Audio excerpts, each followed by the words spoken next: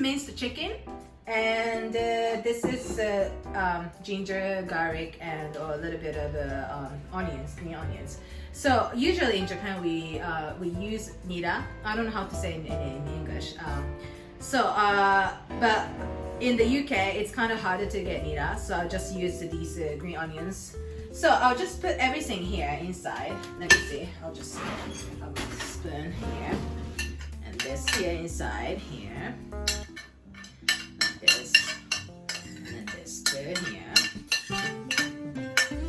and I'll put a little bit of a soy sauce. So it seems like I'm always putting soy sauce for anything, but yeah, maybe I'll just do like maybe 1, 2, maybe a bit 3. Yeah. And then I just, okay, I'll mix it like this. Yeah. So usually we also put some Japanese sake, or yeah, but I just do it like kind of like my version of the gyoza. Yes. And this one you can find in Asian store.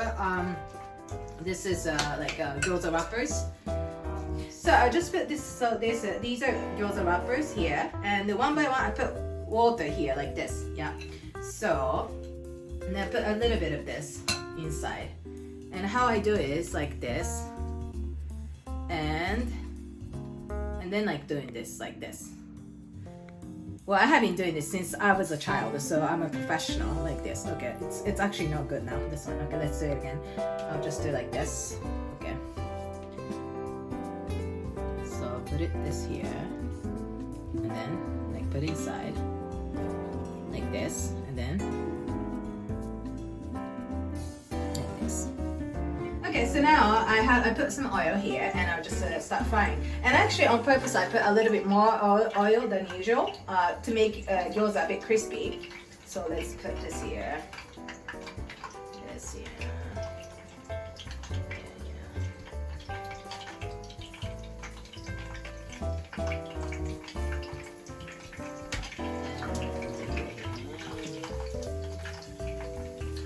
Yeah, because in the UK, you know, you can find a gyoza, but it's kind of expensive, isn't it? Like 5 gyoza for I don't know how much, and you know, I'm making so much gyoza, and just you know, with the minced chicken and green onions and ginger, garlic, and gyoza wrappers, and I can make all this much.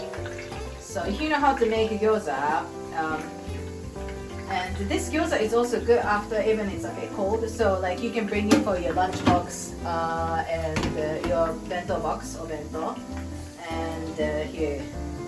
And also you can also freeze these. In Japan we freeze these gyoza also. And so whenever you want to fry it, you can fry it too. Yeah. So I'm just going to turn over some gyoza. And like this. Like this. Like this. Yeah, I mean, it's up to, you know, some people don't do it in this way. I'm just doing this way. Now it's getting better, ready. And so you see this gyoza, a lot of it.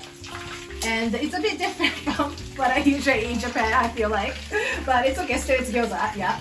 So I'm just gonna put this in the plate now. And put this one by one. Turn it off the heat.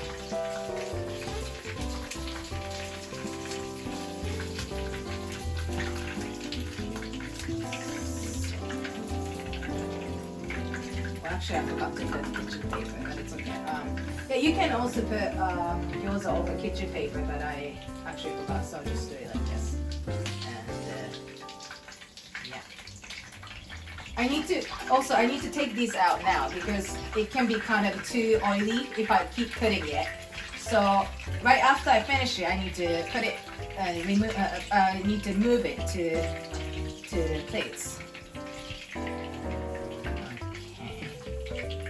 So this is actually more like fried gyoza, I would say, like, because it's not the other gyoza that I usually make. But on purpose this time I put a little bit of oil, so that's why it's a bit like, it looks like kind of a bit fried gyoza. Okay, here you are. So this is the gyoza that I made. Bon appetit! Thank you! And please subscribe to my channel. Thank you so much. Have a nice day. Bye-bye.